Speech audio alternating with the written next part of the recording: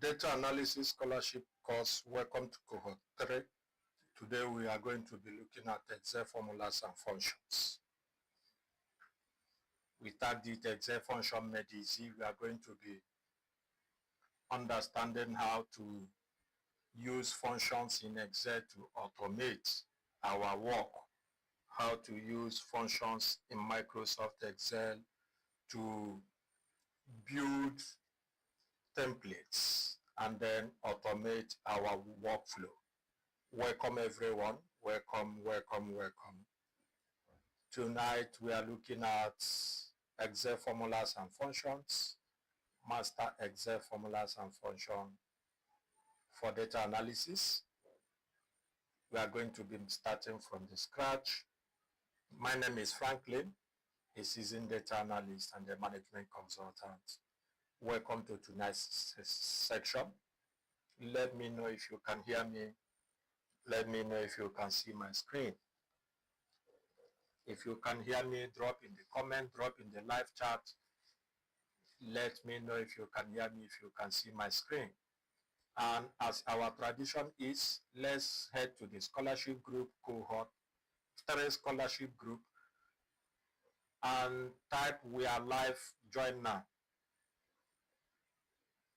If you can hear me, you can see my screen. As our tradition is, go over to the scholarship group in Cohort 3, type "We are live, join now." Let's do that. Thank you everyone. Thank you for that wonderful feedback. I will give us a minute or two to go to that scholarship, to go to the scholarship group, and then let everyone know we are live. Just let's type there, "We are live, join now." Let's do that within a minute so that we quickly commence the session this night.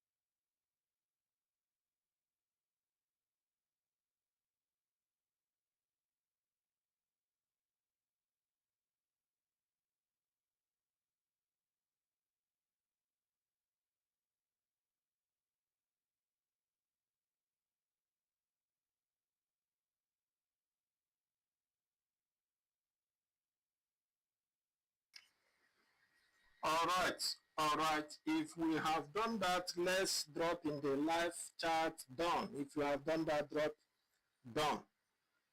If we have gone to the scholarship group and let everyone know we are live, just type in the live session, just type in the live chat done, so that we can head over to our Microsoft Excel and begin to do justice to what we have this night.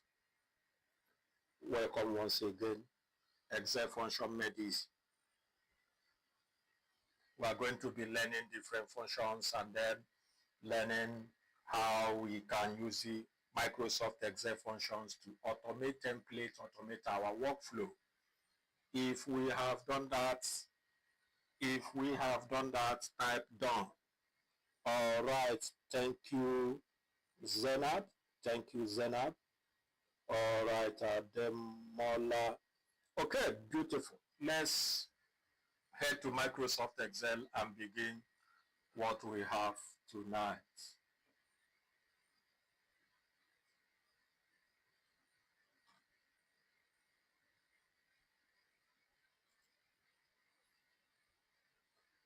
All right, we are in Microsoft Excel.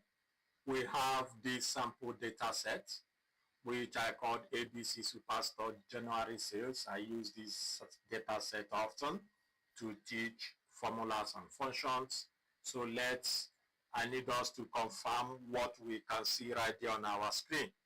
What can we see right there on our screen? If you are joining us and you are yet to hit the like button on this live section, as our tradition is, kindly go ahead and hit the like button on this live section.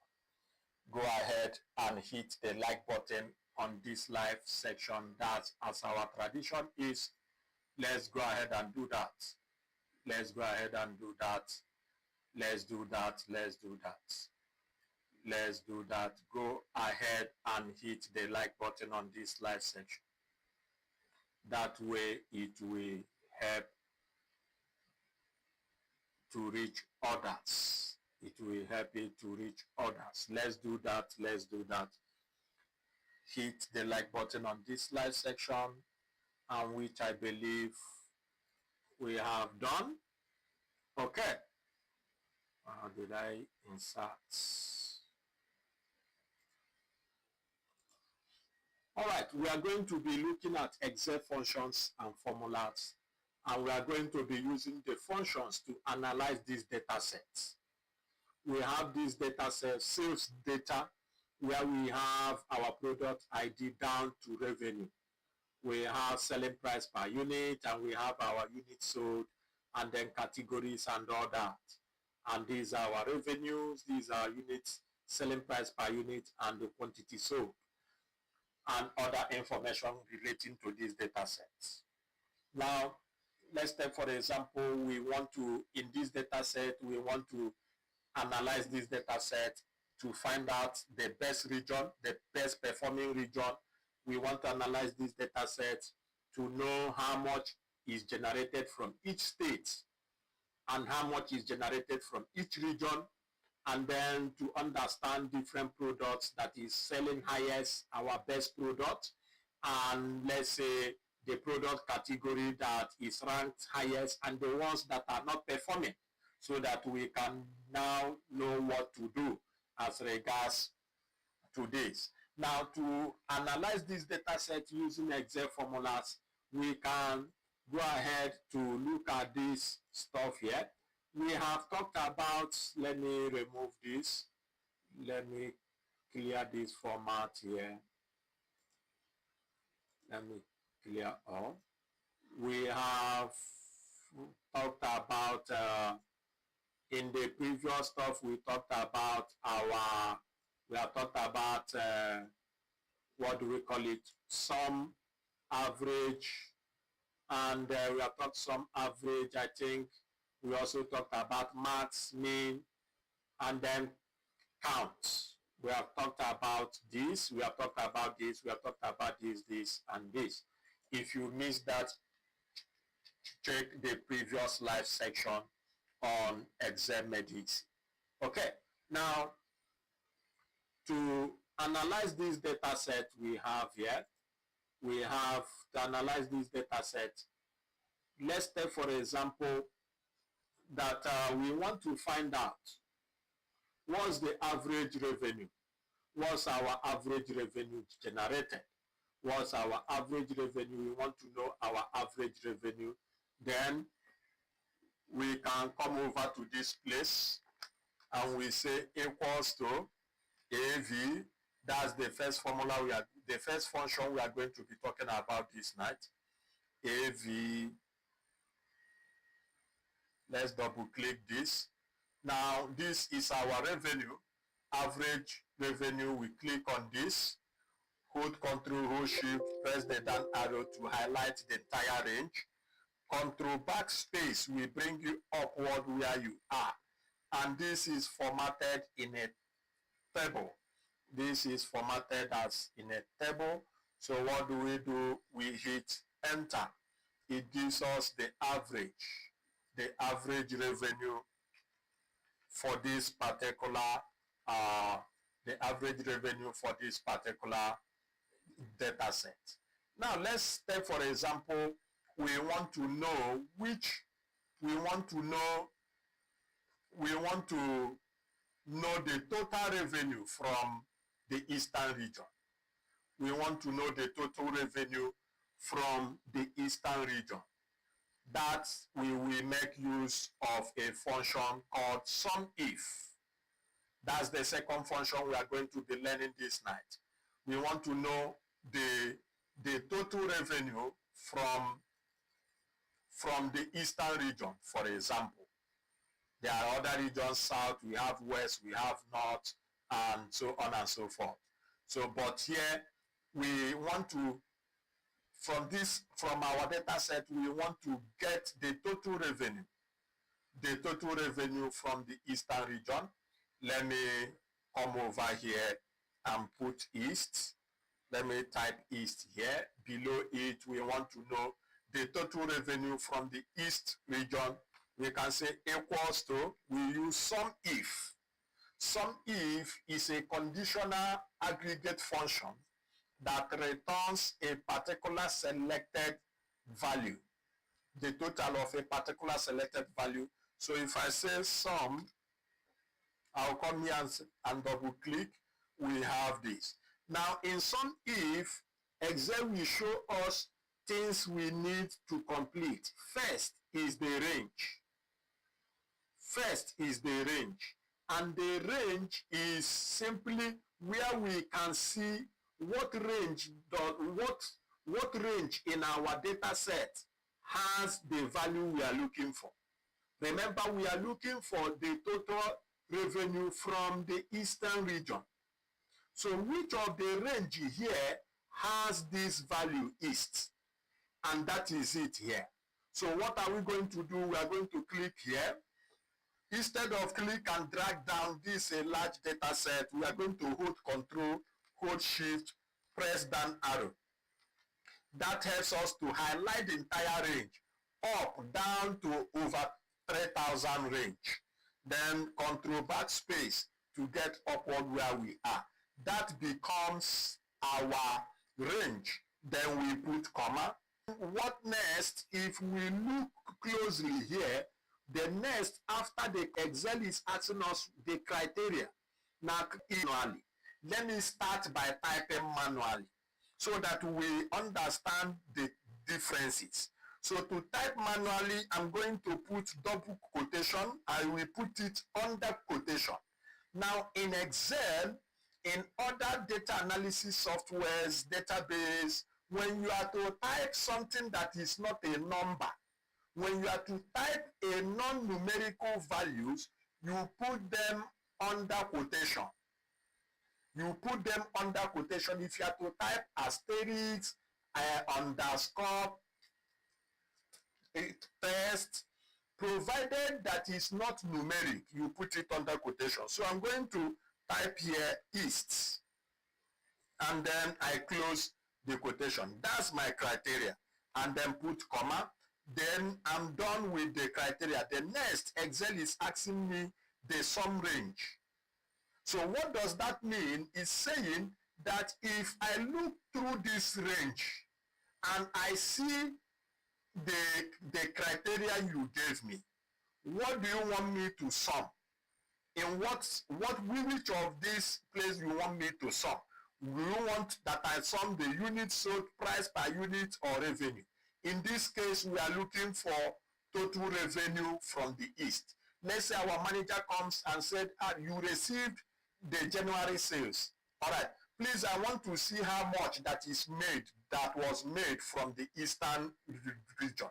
It's simple. You use your SUMIF to generate the total sales or the total revenue from the Eastern region, and then you send it to your manager, or you that is analyzing it will get insight from it. So for the revenue, we click on it, hold Control, hold Shift, press the down arrow to highlight the entire range, Control backspace to get upward where we were. And that is our sum. If we close our parentheses, we close our parentheses, and that's how we do the calculation for sum if. We hit enter. That shows us that we can apply the comma separator so as to have this we can come down here.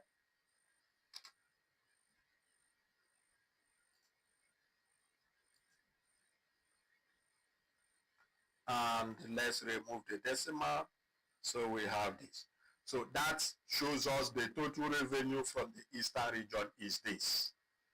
Now, let's take, for example, we want to now calculate the one from the West region. Let's say I put West here. I'm going to use another way, another pattern.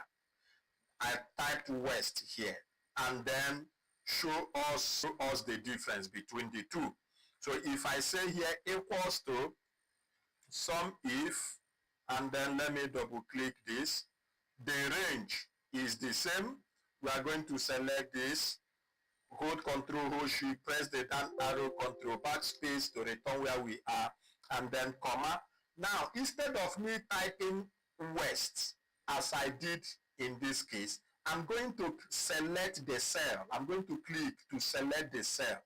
Now you see that this cell is say N11, N column 11. Then I put comma. I'm going to show us why I did that. Then the next is asking me is the sum range. I'm still going to come over to this place, hold my Control, hold Shift, press the down arrow. That's what is happening to my keyboard.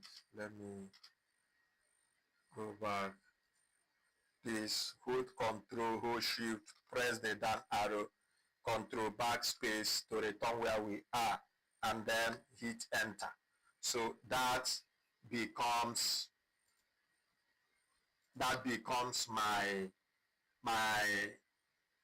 the total revenue from West. I apply the comma separator, and then let me remove the decimal place.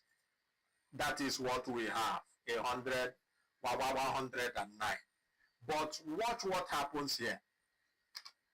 If I come over to this place and change it to not,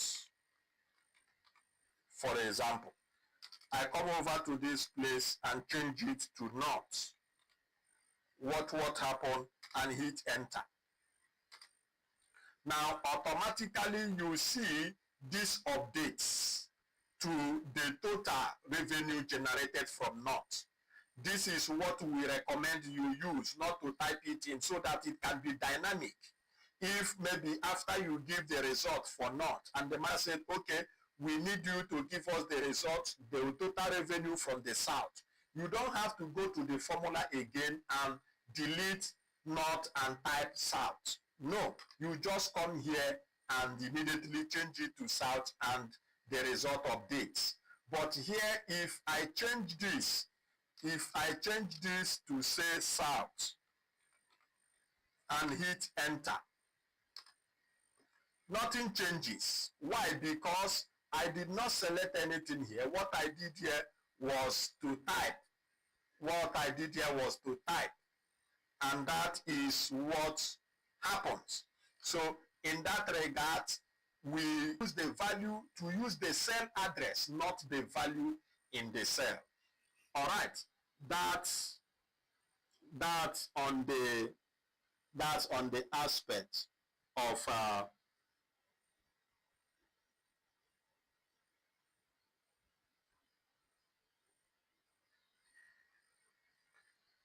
all right. That's on the aspect of SUMIFS. We have gotten that SUMIFS. The same way is for average if. The only difference is, let's say I enter it here. The same way is for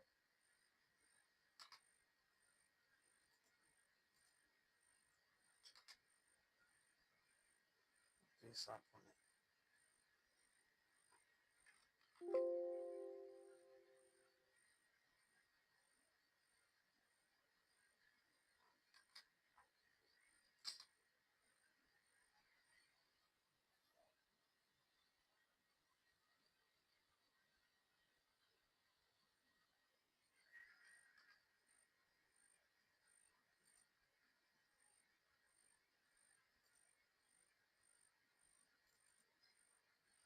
So here I'm going to make it N7.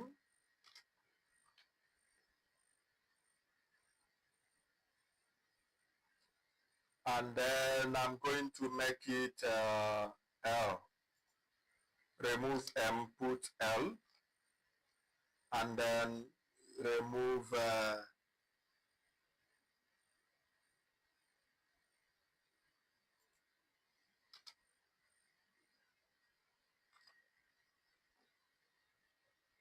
then this one will be N.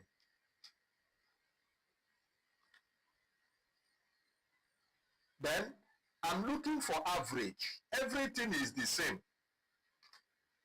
Now let me calculate it. For average revenue generated from the north is the same principle. Just remove sum and put average if. Remove sum if and put average if. Other things remains the same. So to do that, I'm going to say equals average if. Now average if here, rather what's the range? The range is this. Put control row shift, down arrow, control backspace, then put comma. What is the criteria? The criteria is the north, then comma. What is the sum range? The same process. The only thing that changes is just the function. The same process we same as average if. The only thing that changes is the function. All right, then we hit enter. That gives us the average. So if I change this to say south and hit enter, this updates, this as well updates. So that is how we use the average if. Now the average if, the sum if is when we are looking for a particular value from a range. We want to sum a particular value or get the average of a particular value from a range of values based on revenue, based on sales, based on certain figures. We use sum if. Is part of the logical functions in Microsoft Excel. All right, we have talked about the sum if, we have talked about the average if. Now let's take, for example, our manager wants to count the number of times we made sales in this region. Our manager wants to count the number of times we make sales in this region. So if that is the case, he wants to count the number of times we made sales in this region. That means any sale here is 1, is 2, 3, 4, 5. If you are counting it like that, you most likely will make mistake. So here, this is a sale, 1, 2, 3, 4, 5, 6, 7, 8, and so on and so forth. Now, if you are doing it that way, you are definitely going to make mistake. So having established that, the next thing we are going to do is to learn how to use the count if.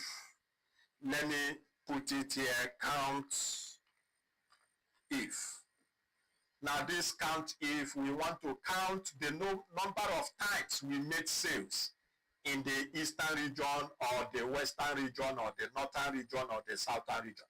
We want to count the number of times we made sales. So to do that, I'm going to say equals to count. That's the function here, count if. Double click on it. Now it's asking us for range. This is the range. Hold Control, hold Shift, press the down arrow. That's the entire range. Control backspace to get back. And then we put comma. It's asking us of criteria. Now that criteria, let's say, let me select south here. Let's say this is our criteria, or we type it. Remember, or we type it. So I will click this. Once that is done, the next thing I will do is to hit enter. It will show us that we made say 693 times in south. So if we change it to east, hit enter, it will show us that in the east we made 538 sales. Number of times we made sales in the east is 538 sales. That's what the count if does for us. So in total in Excel, we have learned the sum, we have learned the average from the previous session, mean, max, and then we have learned the count if, sum if, average if. Now the next thing the next function we are going to be looking at is the count A. The count A function. The count A function count the sales that are not blanks.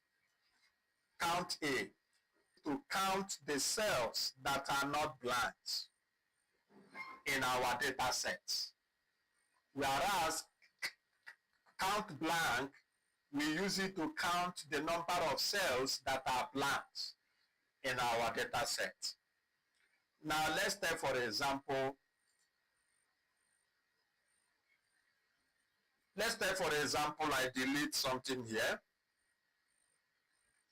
Let's also, I delete here, for example. Let's use the count A. Let's use the count A here. And then let me also use the count, let me also do it for count blank. Now for count A, we are going to count the number of cells that has values. That's what count A does. If the number of cells that are not blanks that has values in them, whether numeric or non-numeric. So we are going to say equals to count A. Then double click here, come over to this place, Control Shift, down arrow, down arrow, down arrow, down arrow, down arrow to highlight the entire range, and then Control back space to get back where we are, and we hit enter. Now it's showing us that the total sales that has value in them is 3,175. Now let's look at for count blanks. We say equals to, we see the formula of the function here, double click, that's count blank. Then let's do the same, Control Shift, down arrow, down arrow, down arrow, down arrow, down arrow to highlight the entire range, and then Control back space to return where we are, and then hit enter. Now you see it shows us there are two cells that are blanks in this range. There are two cells here that are blanks. So with that, we have been able to know, okay, in this place we have two blank cells in our range, and then this is the total number of cells that has value in them. All right, that is for count blanks. That is for count blanks. The next function we are going to be learning tonight in Excel formulas and functions is the function called the if function. We have talked about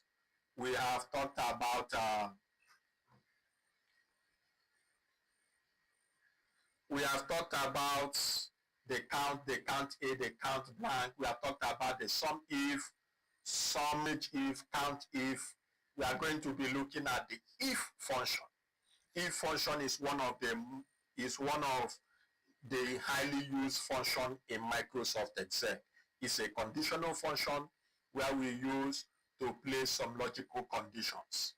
All right, now let's get to this particular data set.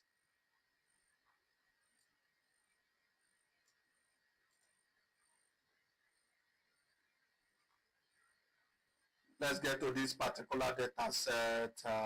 Let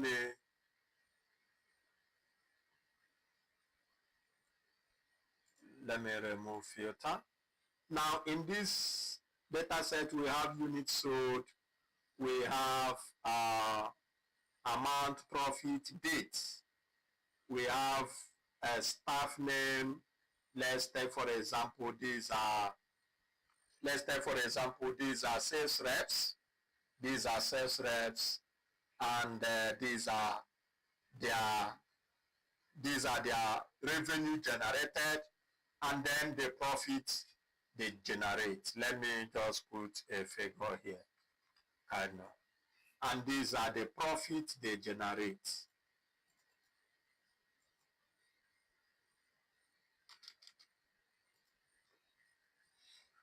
All right. Now, we are going to be looking at SUMIFS. If function rather. We have talked about the SUMIF, the average if, the count if. We are going to be looking at the if function. Now, what does if does? If returns whether your statement, if your statement is true, it returns a value you assign to it. If it's false, it returns another value you assign to it. So let's look at, for example, let's take for example, these our sales reps. We want to know those that we will give bonus. For example, we want to know those that we will give bonus, and then those that we will not give bonus, based on the profit threshold. Based on the profit threshold. As we can see here, we have different profit threshold. Now, let's take for example, the management said that if any of the sales rep makes a profit of $2,000 above, if any of the sales reps makes a profit of $2,000 above, those they will be given bonus. If they make anything less than $2,000, no bonus. Now, how do we identify those we are going to be giving bonus and those we won't? Now, that is where we use if function, because if you want to do it manually, be checking it one after the other, definitely you are going to make a mistake, and then you will also stress yourself a lot. So to calculate that, we are going to be making use of the if function. So we can come here and say equals if. Now, the logical test is what we want to put here. The logical test is profit. We are going to say if this is greater than 2,000, that is our logical test. That is our argument. That is our criteria. Our company wants to reward those that makes a profit of over $2,000. So if the profit here is greater than 2,000, then we put comma. What do we want? Excel is asking us here, what do we want if is true? Then we open our quotation. We can put here deserved bonus, that then close your quotation and put comma. Once you put that comma, Excel will now ask you what if the value is false. In other words, what if it doesn't meet this criteria? What do you want? We can also come here and say no bonus. So that becomes our second value. If it's false, then we close our parentheses and we hit enter. So here we see that is deserved bonus. Why? Because it's over $2,000. Then if we drag down, for example, you will see this one deserved bonus, but this one is less than 2,000, no bonus. This one is less than 2,000, no bonus. If we go down as well, we will also see the ones that no bonus, less than, no bonus, and all that. So with that, we have been able to use the if function to get insight from this data set to know those that we will be giving bonus and those that we won't be giving bonus. That is for the if function. Now, there are different use cases of if function. Note that there are different use cases of if function, and because of time, I'm going to drop a video link to the group. I'm going to drop a video link on the group. I will want us to take our time and grab that video, understand it, get to know different use cases of if function.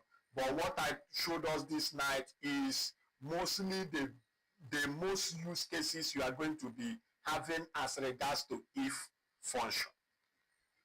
As regards to if function. So we use if function, which is also a logical statement, a logical test, to know, to get insight from our data set, and then know what works, what is true, and what is false. So here we have that to be as the if function. Now, another logical function we are going to be talking about this night is the AND function, and then the OR function. The AND function and the OR function. What does AND and OR does? AND function is a logical statement that returns either true or false. On its own, it might not make sense for analysis, for data analyst, for analysis. It might not make sense. Separately on its own, it might not make sense. But when combined with other functions, like if, like the XLOOKUP, like other functions, then we begin to see its importance, its uses as regards to data analysis.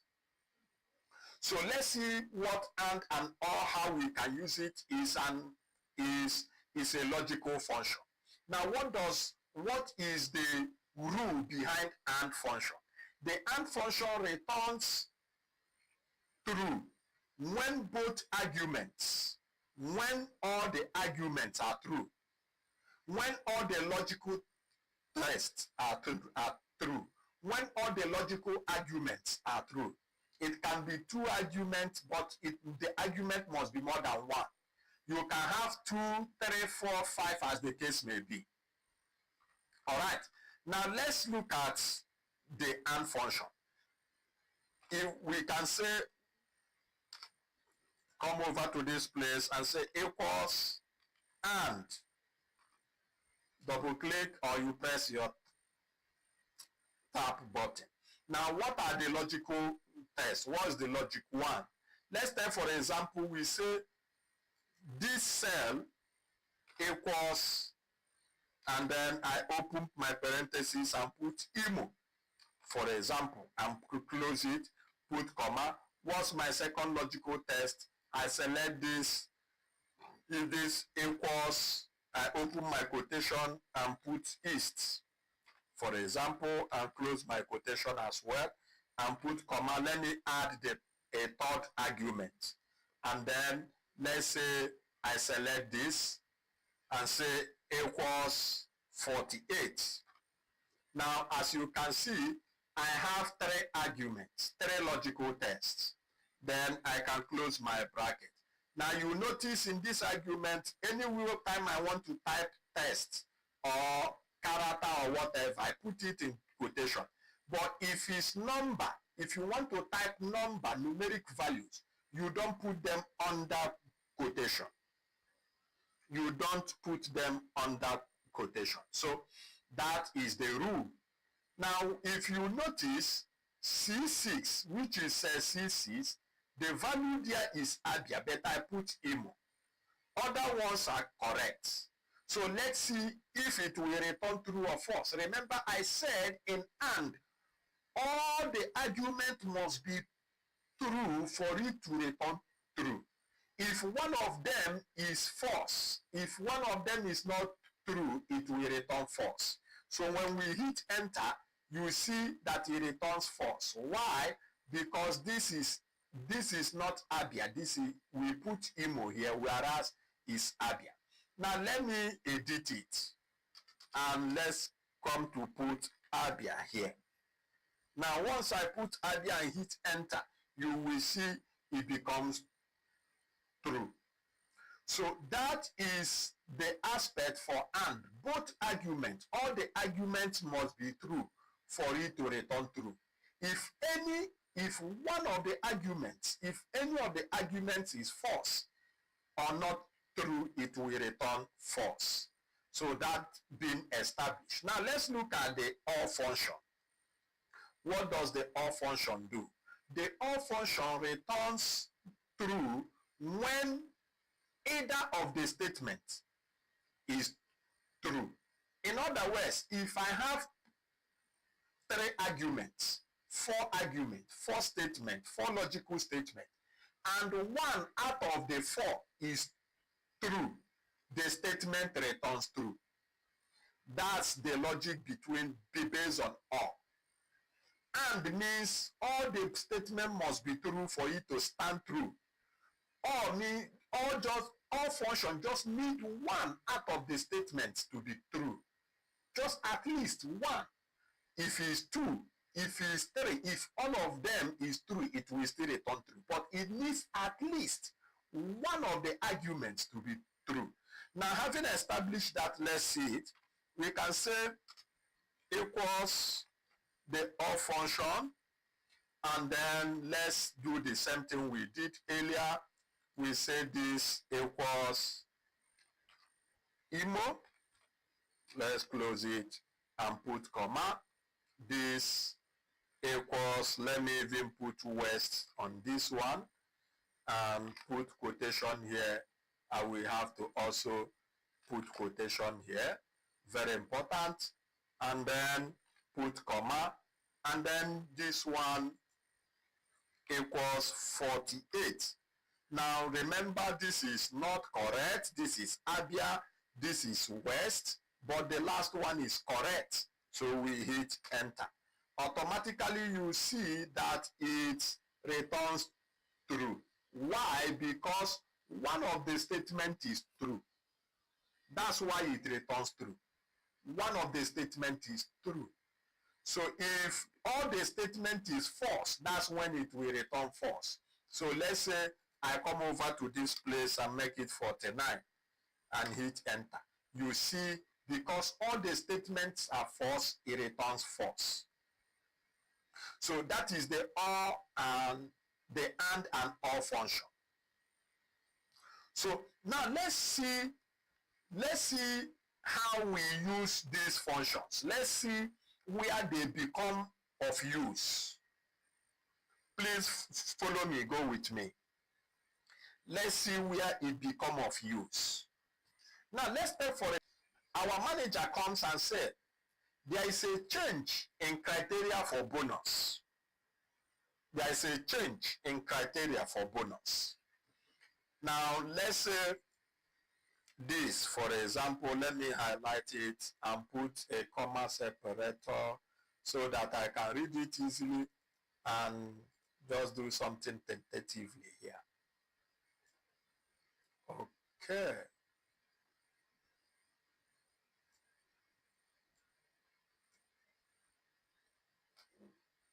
All right. Now, let's take, for example, our manager comes and he says, there is a new policy for those that will be given bonus. It's no longer, the criteria is no longer on profit alone. The criteria is no longer on profit alone. So if anybody is going to be given bonus, let's say the person must make a revenue, must generate a revenue of, say, let me study this and know what I'm going to give. Okay, let's say the person must, for the person to be given, the person must generate a revenue of 50 million above and a profit of $2,000. Let's say this data is tentative anyway. Now let's say that is the criteria. Two conditions now. Remember when we use if, when we used if here is just one condition. If the profit is greater than $2,000, the person will deserve bonus. But now the management said, no, let's not just only do it on profit, let's also make it on revenue. If your total revenue, if your revenue generated is 50 million above, for example, is equals to 50 million or above. That means if the person made 50 million above, and a profit of over $2,000, then the person deserves bonus. So to calculate it, if we use just if on its own, we will not get the correct answer. Why? Because if is looking for only just one condition. Hence, what do? We now do what we call nested function. We can do what we call in analysis nested function. Now, what is this nested function? Is simple. Function inside another function. Function inside another function. So to do that now, we are going to say equals if. Now we have our if function. Now what is the logical test? Now this logical test is now where we are going to be adding our logical function called and, because the condition says and. The condition did not say or. If the person make a revenue of 50 million above or a profit of 2,000 above, that person will be given bonus. No, the company is saying the two criteria must be met. The two conditions must be met for that person to deserve bonus. So to do that, we are going to use and. Now you see there are now two functions. And is inside if function. That's why we call it nested function. So for this and now, what is our logical test? 1. What is our logical test? 1. Our logical test 1, what is it? What equal test 1? Now our logical test 1 is the amount. Our logical test 1 is the amount. We can say this greater than or equals to 50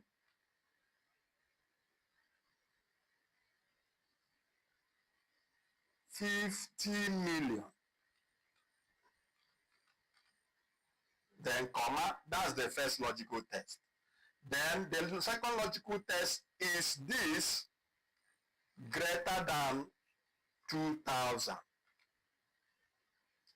So that is our second logical test, which is what we are working with. We close the parentheses. So once we do closing of parentheses, you see that we are in the logical test. And then once I put my comma here, you will notice it's now asking me value if true. So here now I can say if it's true, I can say deserved bonus. Then close my quotation and put comma. If it's not true, I will say no bonus. Close my quotation. Now this is where the and function have helped us because there are now more than one criteria. If we have 3 criteria, maybe profit, amount, and units sold must meet certain units sold, then we can still use the and, put the third logical test. Let's take note of that. So once that is done, we close our bracket, and then we hit enter. So you will now notice that this one, no bonus, whereas before it deserves bonus because the profit is over $2,000. But here, the amount generated is less than 50 million. So it didn't meet the two criteria. So it gives no bonus. If we double click, you will be seeing no bonus, no bonus. Only this deserve bonus because it's over 50 million and the profit is over 2,000. Now, if we go up, come down here, you will see another deserve bonus. Then when we come down, you will see no bonus. Why? Because this one is over 50 million, but less than, the profit is less than $2,000. And the same, this is over 50, and this is also met it, you see deserve bonus. So that way, when we combine the two, you begin to see that they get bonus. You will see the value of the AND function. Now, let's take, for example, later the management say, okay, let's change it. It's no longer if you meet any of the condition, if your sales amount revenue is over 50 million, if you're able to make a revenue over 50 million, or your profit is over $2,000, if you meet any of these conditions, you will be given bonus. So what do? We just come here and change the function to all function. That's all. That's what we just have to do. Change the function to all function. That's all. So what that means, if any of these criteria is met, then the person will be given bonus, which in turn, this guy will get bonus now. Before he didn't have bonus. Or let me bring in a new, let me leave it in the AND. Let me leave it in the AND here. Let me insert a new column here and do that for all. Let me copy this. Copy. Let me come here. Control Z. Let me copy it again. I don't want to type those things again due to time. Let me copy it, press escape, come over to this and paste. So I pasted the formula. The only thing I need to do here is to come to this place and put a quality sign. Remember, any function must start with a quality sign. Then let me remove the function or AND function and replace it with or. All right, that's all. All things being equal. Then I hit enter. Now you can see that under the or, let's make this if bracket and, for example, and then this one is if bracket or. Okay, now this is if bracket and this guy no bonus, but here these are bonus. Now if I double click down, you see this one no bonus. Why? It didn't meet any of the criteria. None of the criteria were met. This one is less, this is less.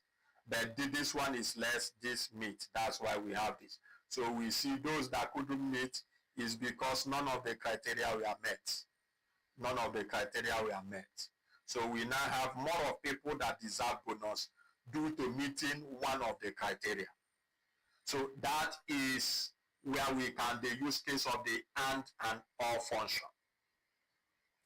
All right. Now, having established that, the next we are going to be looking at is the ifs. The if, some call it effects. I call it ifs. Ifs, that's this.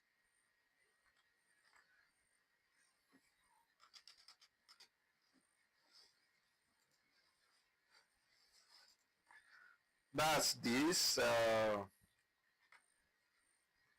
Why is this still white? Let me put it here. That's the ifs. Now, what do we use ifs for? What do we use ifs function for? We use ifs function when there are multiple criteria. When there are multiple criteria or multiple levels. For example, we are still going to learn that. Maybe it might be, maybe we are going to learn that after now, to use that to automate a result sheet or a payroll template, any of them as the time will permit us. Now, let's take, for example, you have different levels with different results. Different levels with different results. For example, if someone scores 70 in exam, the person gets A. If another person scores within 60 and below 70, the person gets B. So you see different levels with different results. And there's multiple level criteria. That's we make use of ifs. It's either we make use of ifs or we make use of what we call nested if. If you are using Office 2010, Office 2013, I'm not sure if ifs is there. I don't think, if you are even using Office 2016, I'm not sure you will get, there is ifs function there. So if you don't have it, what you make use of is called nested if. Nested if. Now I'm going to be doing something now.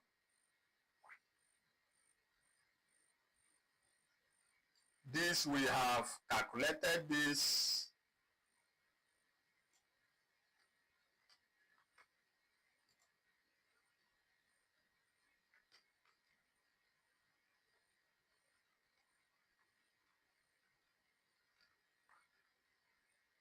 Okay.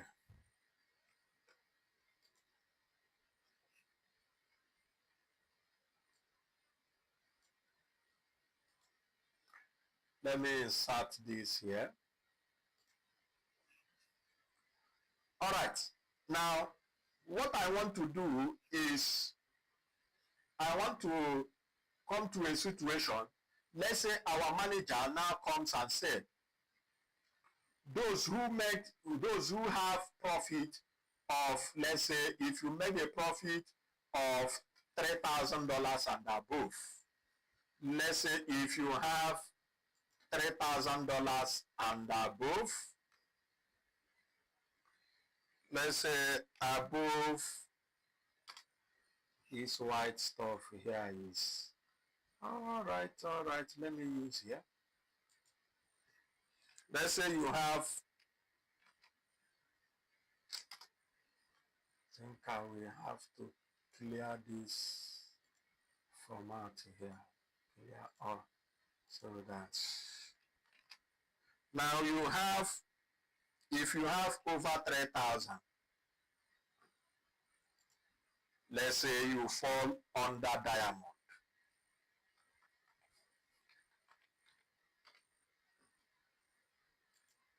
If you have over 2,000, you fall under gold.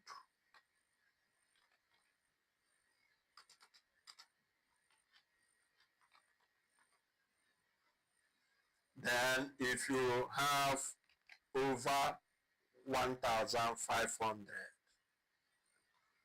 you fall under silver level. If you have over 1,000, you fall under the bronze level. Let's take, for example, we have these 4 levels. Then if you are less than 1,000, no, nothing for you. Under profit, let's say this is 4 levels under profit. Know those who are diamond, those who met gold, those who meet gold, silver, bronze, and so on and so forth. what are we going to do? We are going to, let me come over to this place, remove this. We already have, we know what that is. If we are more than 1,000, so let me remove that because I'm going to be using the cell values. So now this is our criteria. For example, these are our criteria. Now, our manager wants to know those who fall under these categories. Which of our staff, which of our sales reps falls under these categories. That's what our manager wants us to find out. So what are we going to do? We are going to make use of the if function. Now, after using if function, I'm going to use nested if for those of us who is using a lesser version of Excel. We say if X, if function, then what is the logical test? 1 is, you see, you have more than one logic test. It's asking what is the logical test 1. So we are going to say if this is greater than this. If that is the case, we put comma. It's asking us value if true. Now I need to say this. When you are using ifs, it only returns values that are true. It doesn't return value when it's false. It only returns values that are true. So you don't expect it to return a value that is not true. So when you are declaring anything here, it has to be something that is true, so that it will give you a value instead of an error value. So please note that. So what do we want? If this is true, then give me diamond. Now, that is because we are referencing these two cells. Because we are referencing everything here, we are referencing them. I will lock it by pressing F4. I will come to this one as well, which is K2, to lock it by pressing F4. Absolute referencing. To lock it so that it doesn't move. Everything will be stopped here. All this will be comparing to this. We will be comparing it to this. If we don't lock it, when we drag this down, this will also move down. So take note of that. Then we put comma. What is our second logical test? Our second logical test will also be this. If this is greater than this, comma, what we are saying is that if you check this and you didn't meet the criteria, check this for us. So if it's that, what do we want? We want you to return good. Return any value in this cell. That's what we are saying. Any value in this cell. Then the same way, we need to lock it, F4, come to this and lock it, F4 as well. That becomes our logical test 2. We put comma. Then what is our logical test 3 in this case? We are also going to say if this is greater than this, press F4 to lock it. And then we put comma. What do we want? Return this. You lock it as well by pressing F4. So that is our third logical test. Then put comma and move to the fourth logical test. Still on that fourth logical test, still on this, we are going to say equals to, we're going to say if this is greater than this, then comma, what do we want to return? Remember, let's remember to absolute reference it. Please, F4, so that we don't get error at the end of the day. So if this is greater than, or if it's greater than this, What do we want? Return bronze for us. Then the next we do is to press F4 to lock it. And we put comma. What is our final test?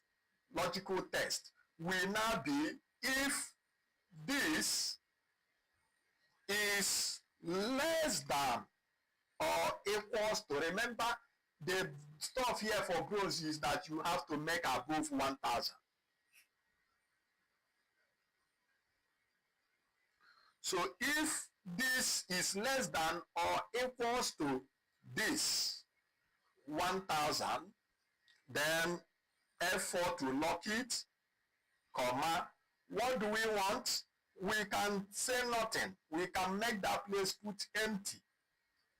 We can put empty or no level or just. So what I can do is open quotation if I want it to be empty. So I will just open quotation and close it back. Excel will recognize it as an empty value. So that becomes our if statement. That becomes our if statement, and I close my parenthesis. So if we move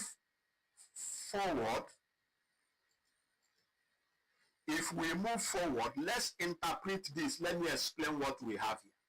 We are saying if this is greater than 3,000, this value here, return any value here which is diamond. Now, but when you search, is not it, it fails.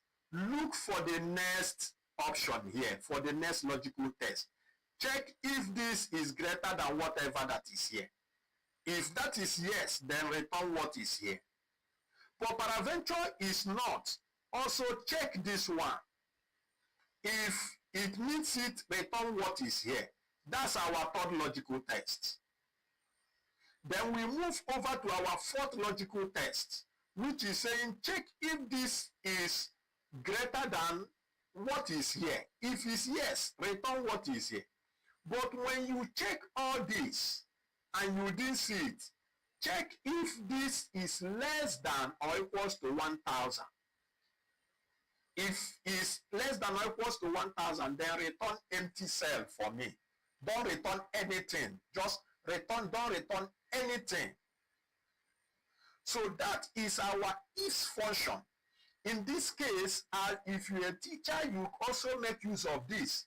That if you score 70 above, A, 60 above, B, 50 above, C, 45 above, D, 40 above, E, then less than 40, F. It works the same way. So having established that, we hit enter. Automatically it shows us gold. Why? Because this is over 2,000, is greater than 2,000. Now let's drag down. Now you see diamond. And this one is less than 1,000. It returns empty cell for us. So if we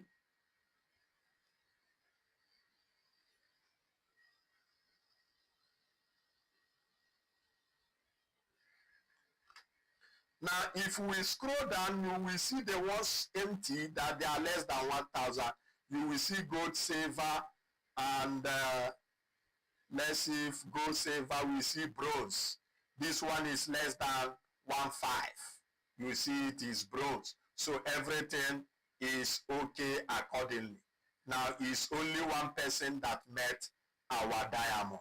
Only one person that met the diamond grade.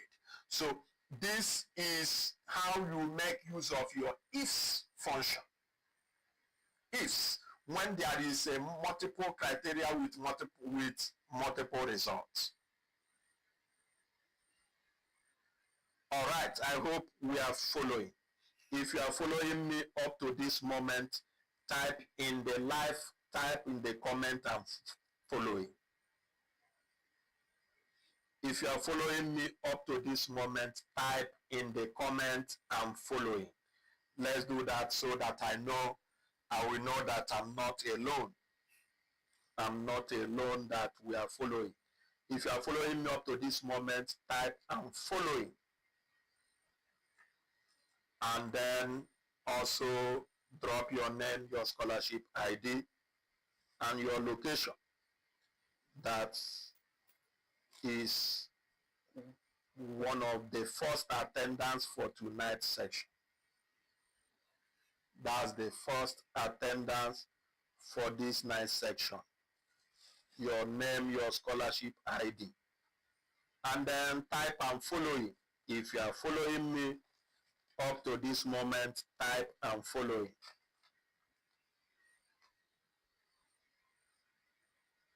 Let's do that. I'm on the chat right away. Let's do that. Let's do that.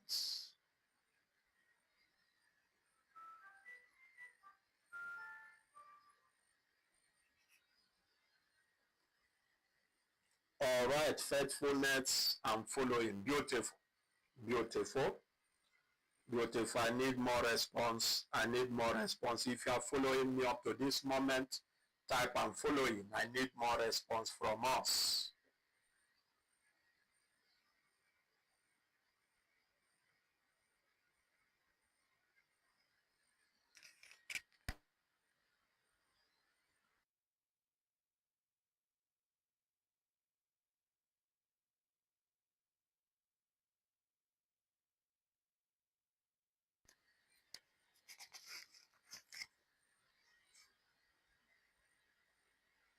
All right, peculiar Onyinyechi Uzoch, I'm following. All right, beautiful, beautiful, beautiful. Okay, now we have learned how we can make use of the nested if and the is function. Now let's see how we can still get the same result.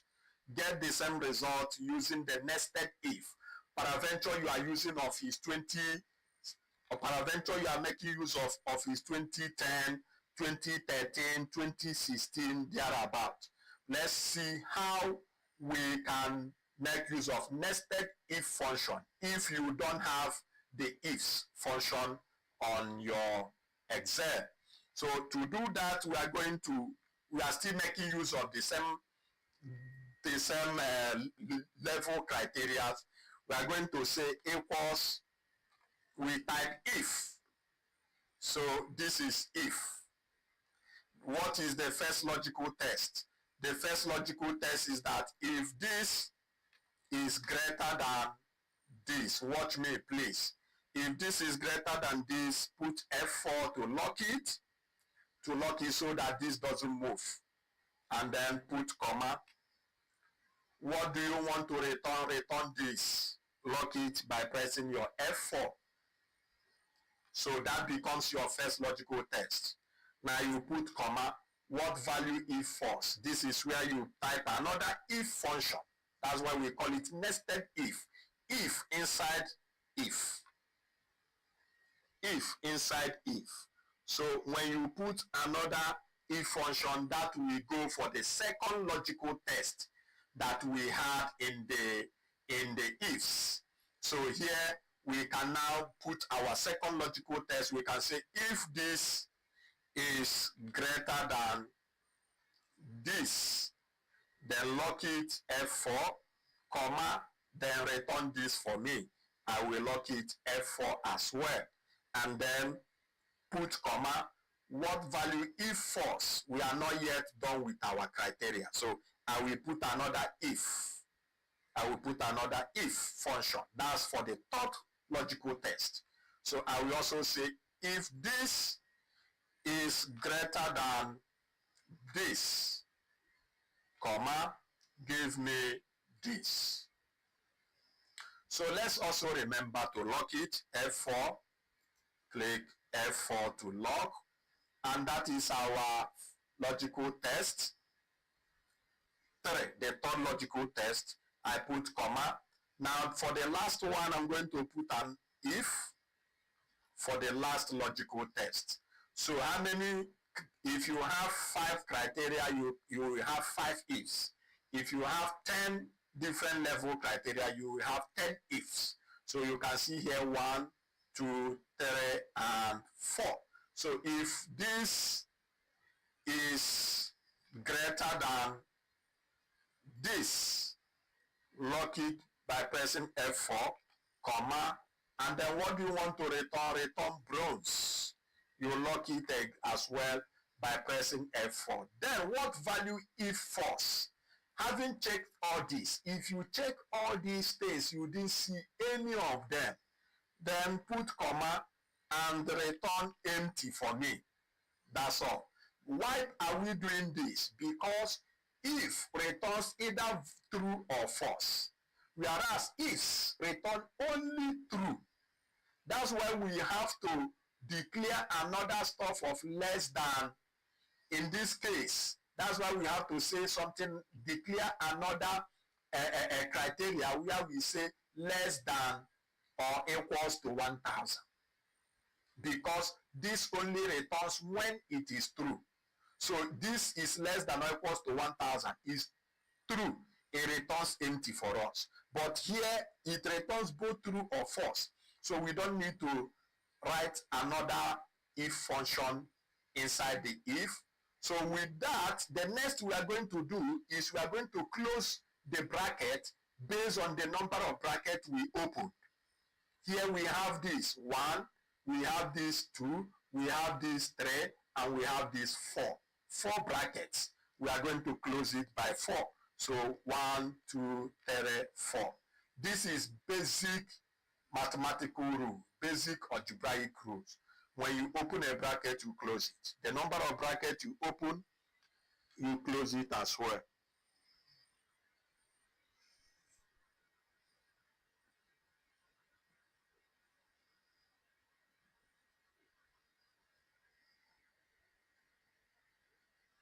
Okay, someone is saying the tables. You can create a demo table. Okay, what I will do, please, the person that wrote this, are you in the Cohort 3 scholarship? Are you in the Cohort 3 scholarship?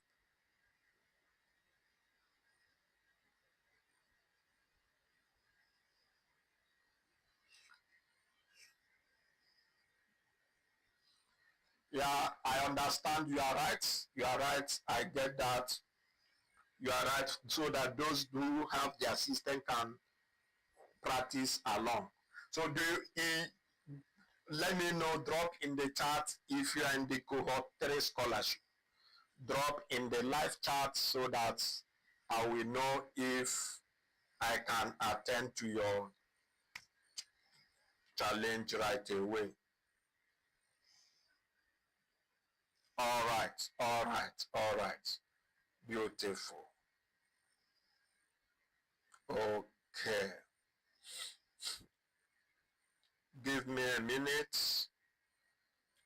Let me check if I have that data set on my phone to drop it in the group right away. I think I have, but I'm not sure. Let me check. However, apart from not practicing alongside, I believe the explanation is not something that is difficult for us to understand.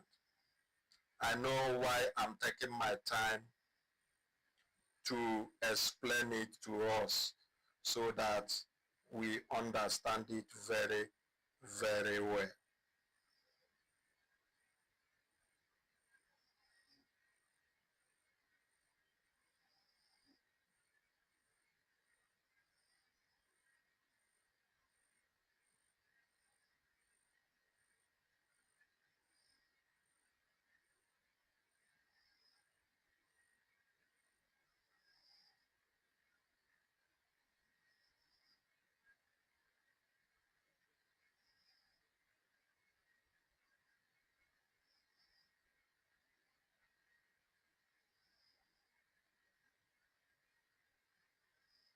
Okay.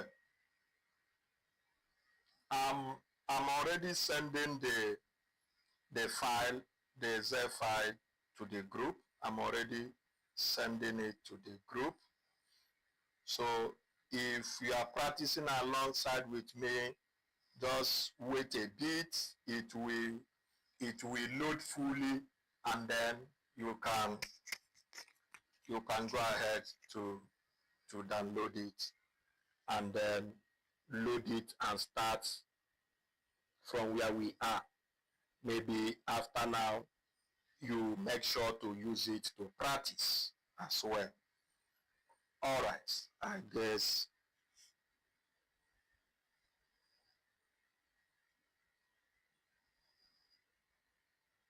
All right, thank you guys for that feedback. Okay, now the data set is in the cohort 3 scholarship group. So those of us there, you can access it right in the group.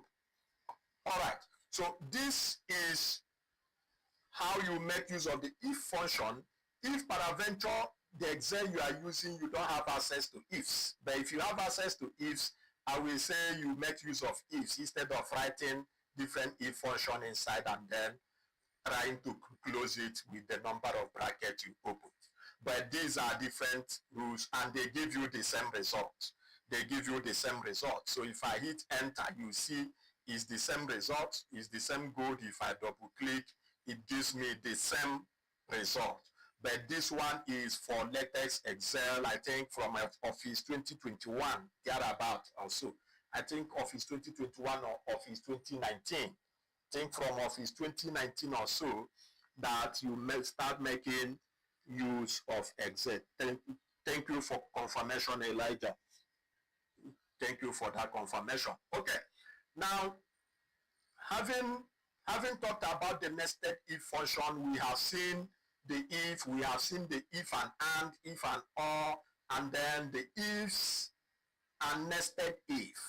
Now let's look at this one for those of us that are using latest versions of Excel, Office 20, I think 2019, 2021 has these functions. So some ifs. Then we also have the average ifs. The average ifs, and then the count ifs. We have, let me use count if here. Let me use count ifs. Because why I'm using count ifs here is because some ifs and average ifs are the same. The only difference is that you change the function name. The only difference is that you change the function name. But whether they are the same in procedure, in steps, they are the same. So for some ifs, let's take for example, remember in some if we calculated the revenue of Eastern region. The revenue of Eastern region for the some ifs. Now let's take for example. Okay, I will have to go back to this function. There is something I want to do here. Now let's say I go back to this function. There is something I want us to do here. Let me go back. Let's go back to this. Let me clear these ones. We are still coming to large, small, and okay, we are still coming to it. So let me insert a new stuff.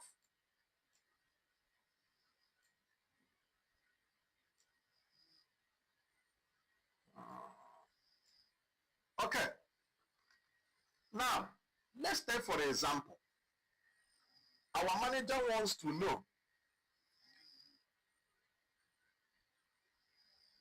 how much we made from this product category, because if I'm using product, they have different name. If I'm using product, they are different name. Okay, manufacturer. Let's use manufacturer. Now, let's say our manager wants to know how much revenue we generated from Eastern region from this manufacturer. As you can see now, it's no longer just what's our revenue generated from Eastern region. It is now revenue generated from Eastern region that are from this manufacturer.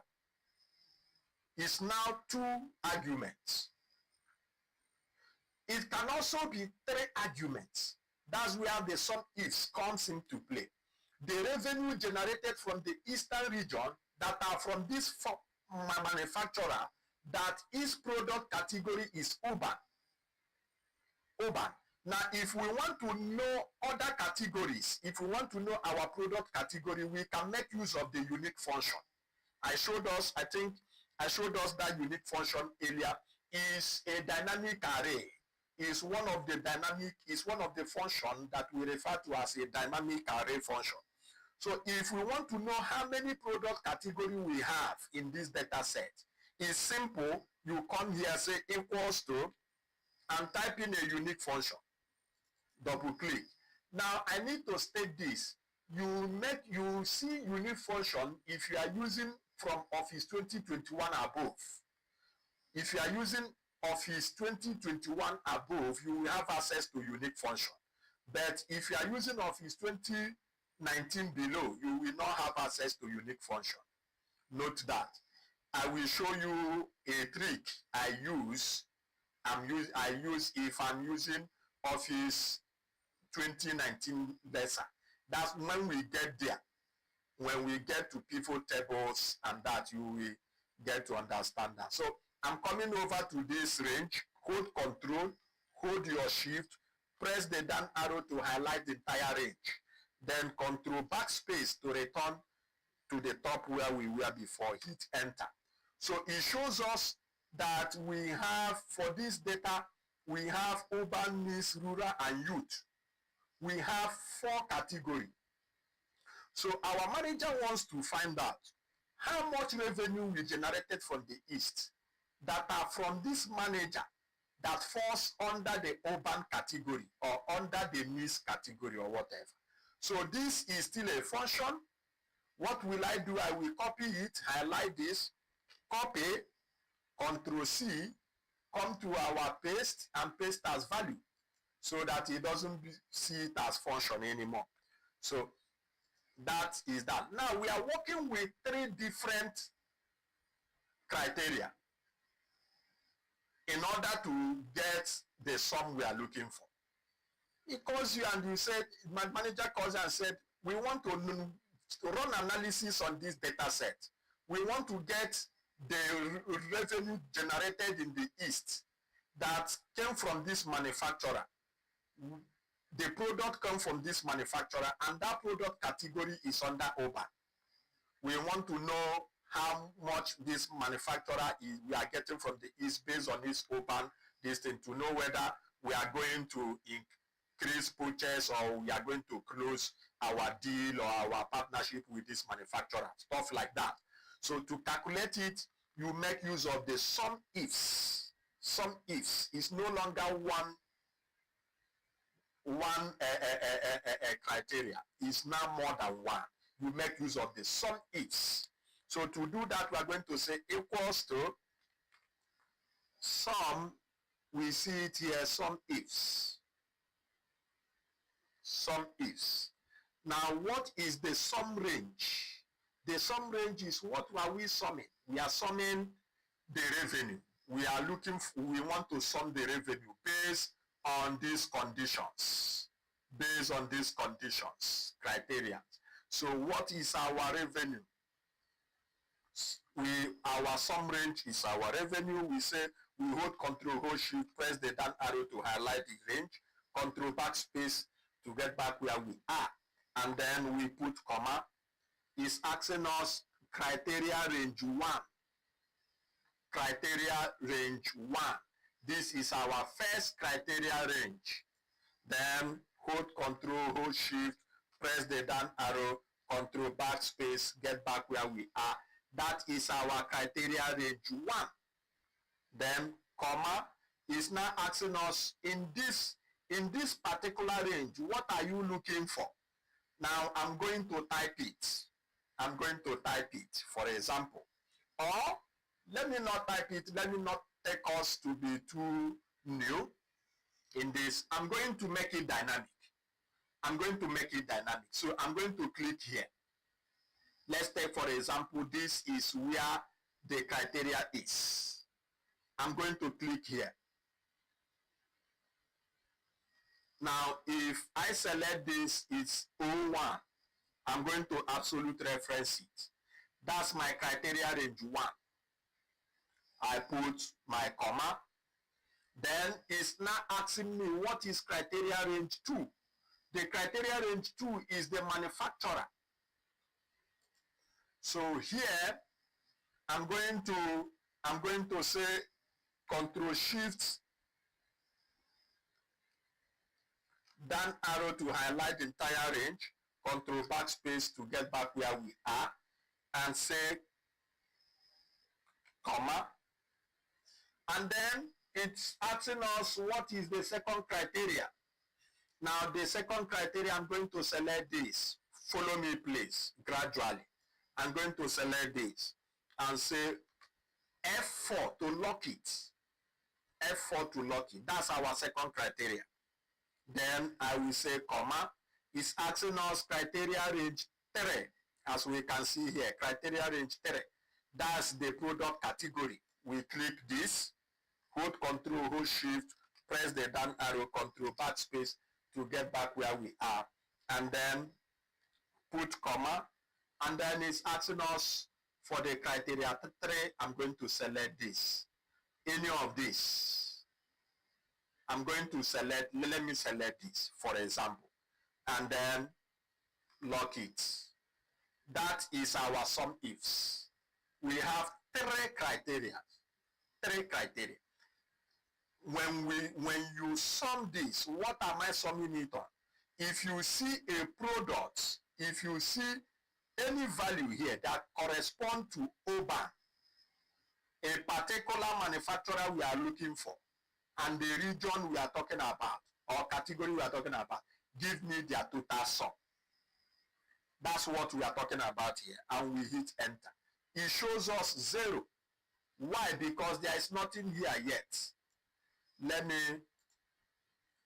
me make it this, and then let me make it up order. There is nothing here yet. That's the reason. So if we do this, this one is for this. So what are we going to do? Now don't ask me question much. I have not taught you that, but I'm going to use it so that to make this to be dynamic. But follow me. What am I doing? I'm going to be applying data validation. I'm going to be applying data validation. Let me clear this. Let me clear all. I'm going to be applying data validation. So here, let me use the same unique function. Let me use the same unique function here. Equals unique. Double click this. I want to know all my manufacturers. I want to know how many all my manufacturers. Control Shift down arrow to highlight the entire range. Control backspace to return and hit enter. Now these are my manufacturers. These are all my manufacturers. So what do I need to do? What we have to do is to copy this. Control C. What I need to do is to copy this. Control C. And let me come here to paste it. Let me paste it as values, and then I can delete this. All right, I can delete that, and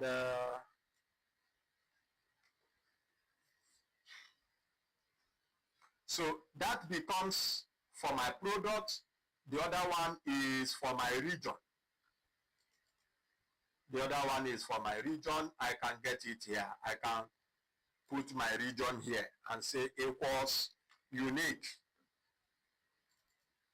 And then come over to this, hold Control, hold Shift, press the down arrow and hit enter, it shows me my region. So here I will copy, Control C, go to my paste and paste as values so that it remove the functions and see it as value.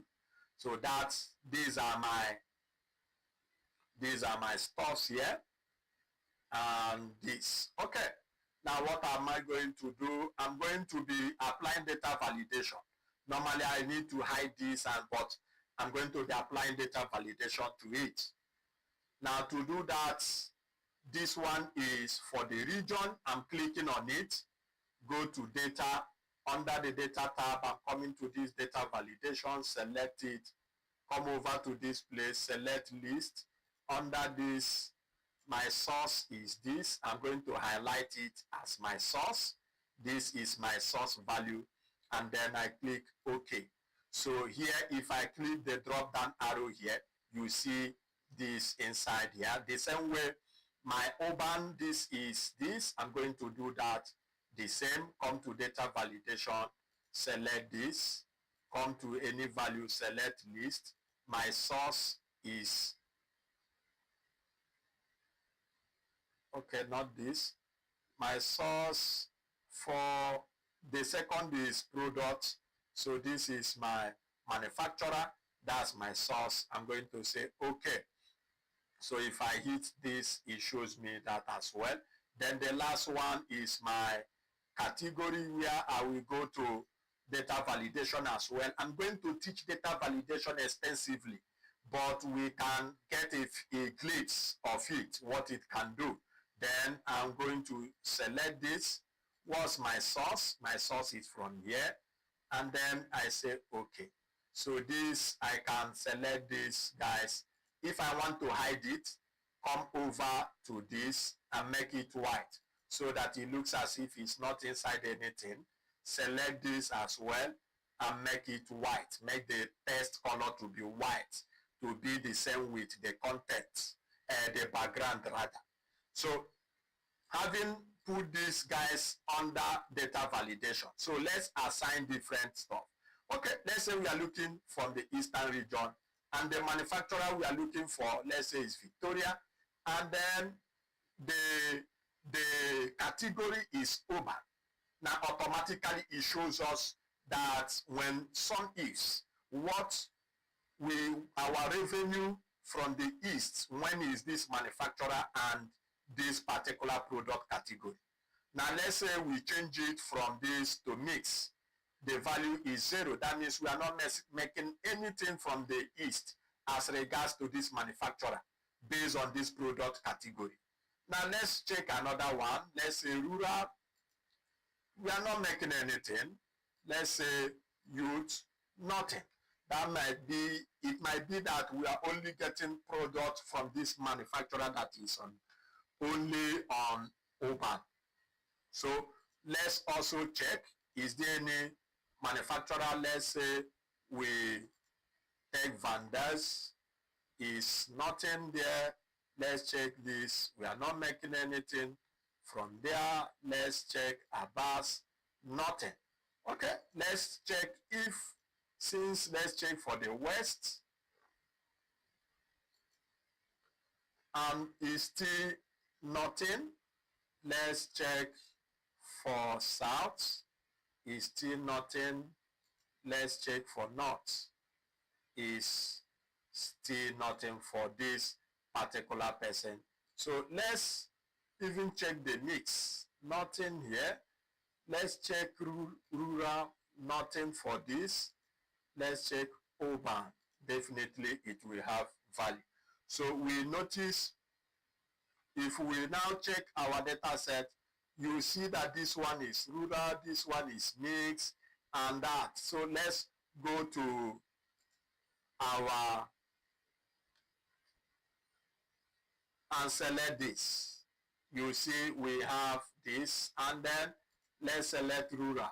Now you see this person, we are making profit from him in the north based on the rural. If we come to the east, the things changes. So this person is supplying us product more to the rural basis, rural areas as regards to what we have. So we have used this to make what we have here to be dynamic. We have used that to make what we have here to be dynamic in such a way. So with that, we have calculated SUMIFS. So if we want to calculate average if, let me highlight this, say copy the formula, and then press escape button, come over to this place, Ctrl V to paste it, and then put our equality sign. Remember, what changes for the average if is only the function name. So let me type average if here, average ifs, double click. So that's the only thing we need to do, and we hit enter. Now you see automatically we have this. Automatically we have this. Then the next is the count ifs.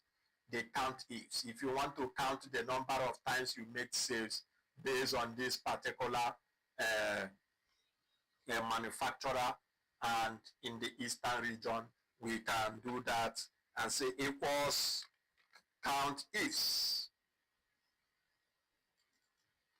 So what is that? Is asking us of criteria range 1, that is the east. Hold Control, hold Shift, press the down arrow, Control backspace to return, comma. What is asking us criteria 1? The criteria 1 is this.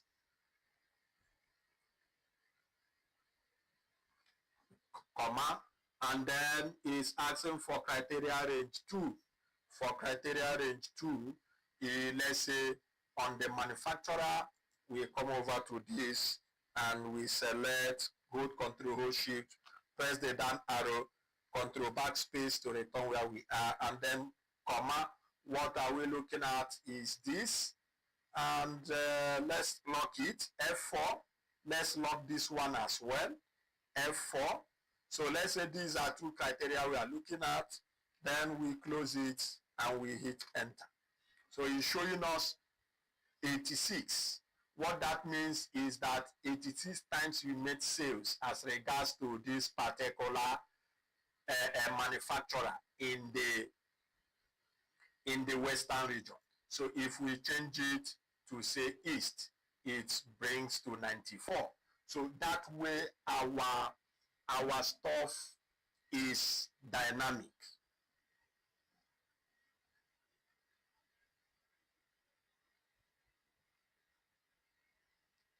Someone is saying cannot comprehend. Maybe you didn't start with me from the scratch. If you missed the previous sessions, go and learn Excel from the beginning. Excel made easy.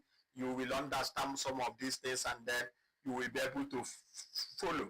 We have talked about the basic formulas in the previous section. Today we are looking more into formulas, and then by the next class, Wednesday, we are going to look at some projects as regards we can be able to achieve using functions. All right, we have talked about the average ifs, we have talked about the count ifs, we have talked about the SUMIFS. The next we are going to be looking at is, we have talked about the SUMIFS here, count ifs, and that.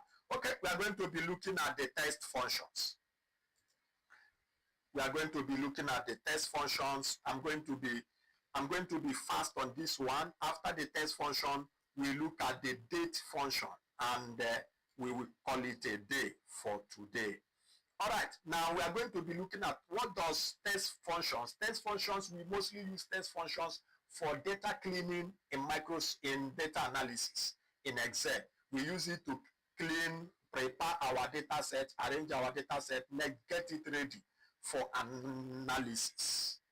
You get it ready for analysis. That's what we mostly use test function to do.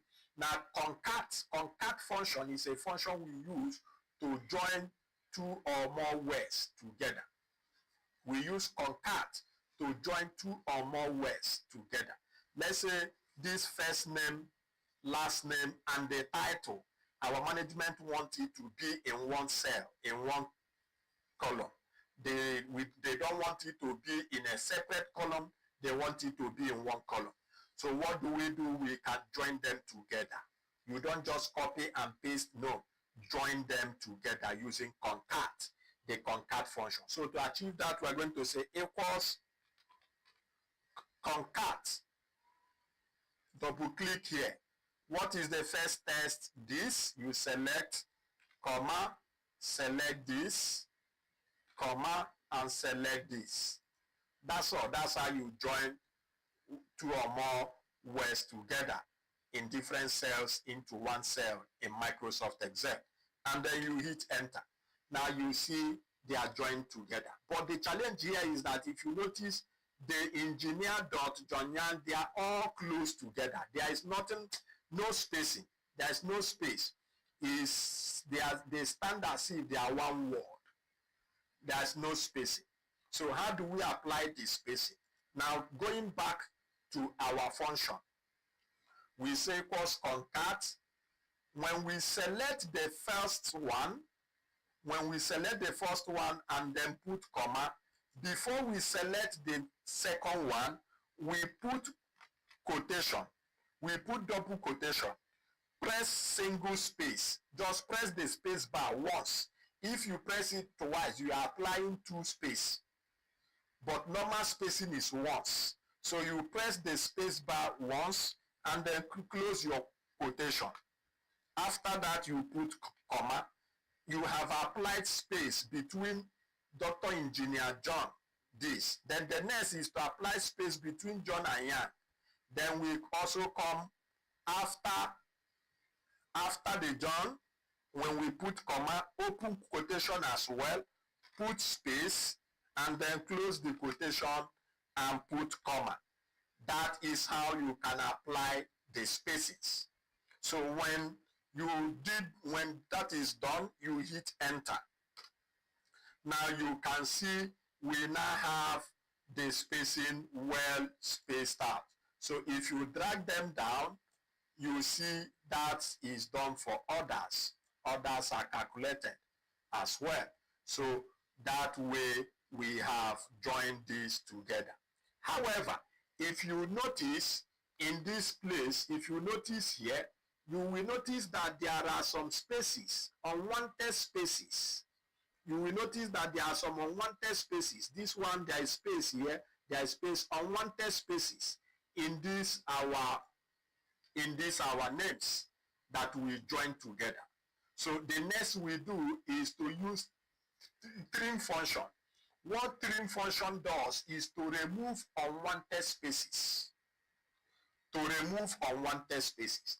If you look at this Dr. Christie, there is more space here, there is more space here, there is also space before this. So it removes unwanted spaces. So to do that, to get that unwanted spaces removed, we can come here and say equals, we type trim. Now we type trim and we have this. What is the test? Is this one. This have the standard spacing, but it has the standard spacing, but I'm going to select it. So once I do that, I hit enter. That's very simple. Very simple. It removes any unwanted spacing. So if I double click it down, you now see that everything, all the spaces are okay.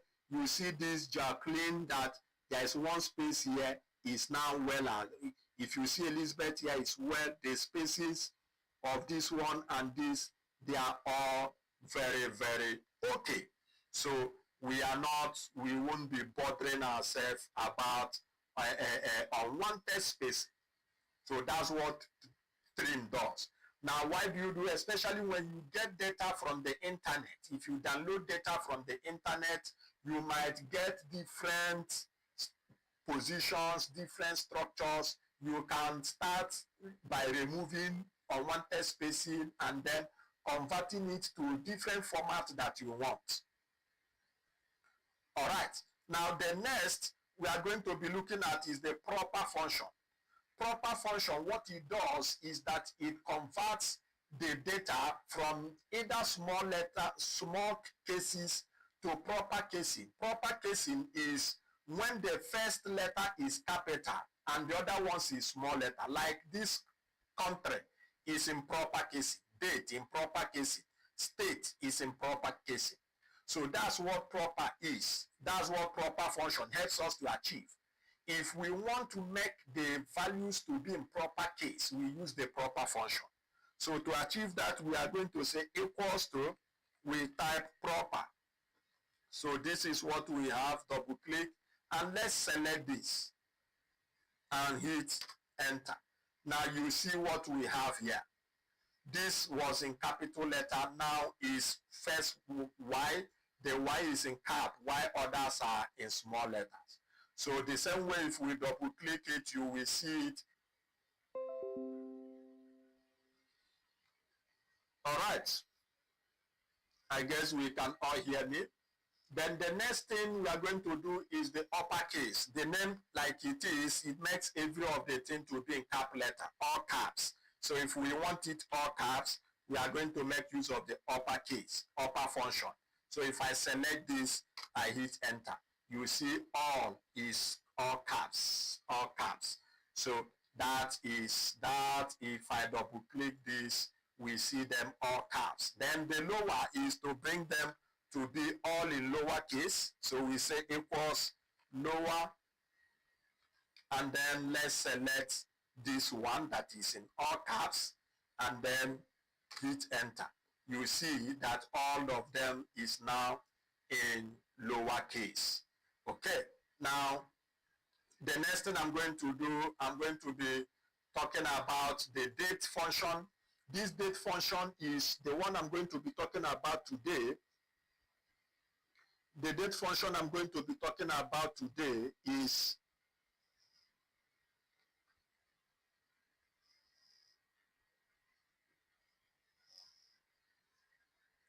the date function. If you are preparing a document and you want the date, let's say you are preparing staff attendance sheet, we are going to be looking at that. And you don't want every day that comes, you are going to be typing the date. Today you type it. You want it to be self-updating. Self-updating. You make use of this function. You say equals today. You are going to type this equals today. And then you close the bracket. That's all. Equals today. Then you close the bracket. That's all. And you hit enter. Automatically it shows you the current date. Today's date is 3rd November. As you can see, November 3rd, 2025. Tomorrow, if I open this data set, it will be November 4th. So that is self-updating. When you use today function, we use it to self-update dates.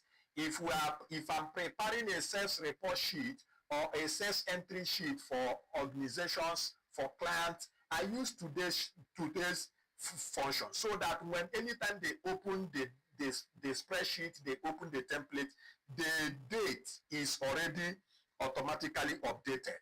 Now the time, it shows us the current date and the current time we are in. So if I use this function now, if I use the now function and then close the bracket, it will return both the date and the current time. This is the current date and the current time. This is 10:15, which we should be ending our section. We should be ending this section as currently now, but please bear with me. I need to finish this test function.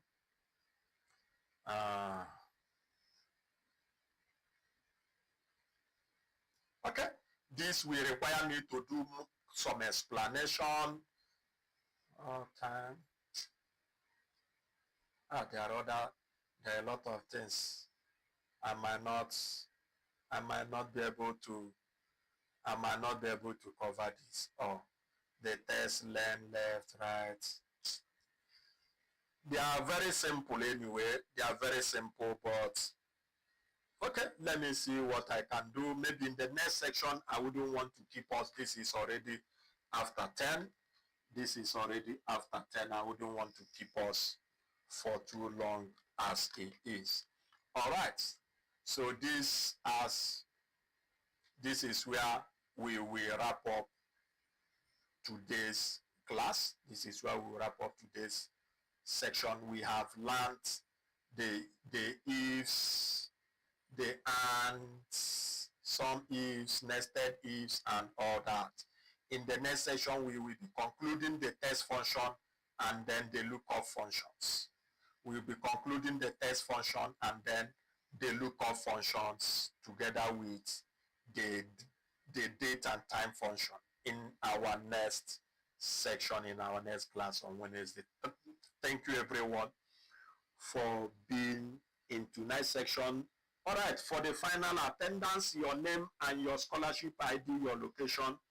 For final attendance, your name, your scholarship ID, your name, your scholarship ID, and your location. That much appreciated. Your name, your scholarship ID, your location. Please, let's get it. We are rounding up. We are done. I'm not teaching again. I'm not talking about any stuff again. And let me get our feedback. How is the section tonight? What and what did you learn? How is the section tonight? What and what did you learn? So that is what we are going to get. That's what we are going to do. Your name, your scholarship ID, your location. That is the last attendance for tonight. And let me get your feedback. How is the section tonight? What and what were you able to learn? Let's get that feedback. Let's get that feedback. Thank you, much appreciated for being with me even up to this moment. I really appreciate that. And one thing I said to everyone, data analysis, you need to keep practicing. So make sure you keep on practicing in order to master it effectively. Thank you for that feedback, Ozochi. Thank you for that. It was very educative. Thank you for that. Let's ensure we practice all these functions we have learned this night. That we watch them, that we learned them, doesn't mean that we have mastered them effectively. Feel free, generate data sets, generate any scenario, and practice them. The more you practice them, the more you master them, the more they stick with you. All right, it's on that note, we have to call it a night. Thank you, everyone, and do enjoy your night. Good night.